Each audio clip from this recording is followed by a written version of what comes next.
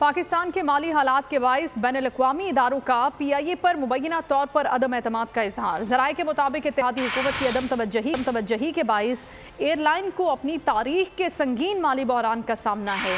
Lease पर मौजूद 4 Boeing 111 और 5 एयरबस ग्राउंड होने का भी खदशा है। PIA की तंजीम 9 के मंसूबे पर अमल दरामद न होना भी बैनुल-अक़वामी इदारों की अदम एतमाद की एक बड़ी वजह है।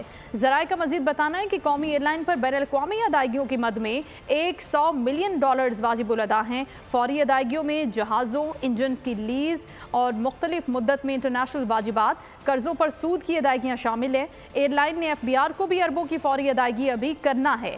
बहरान के बाइस PIA का 20 जहाज़ों तक फ्लाइट ऑपरेशन महदूद हो गया है। एयरलाइन को जुलाई 2020 में यूरोपीय और बरतानवी परवाज़ों पर बंदिश से अब तक ताहाल 187 अरब का नुकसान हो चुका है। PIA का मजमूई खसारा 112 अरब रुपए से भी तजावुज़ कर गया है।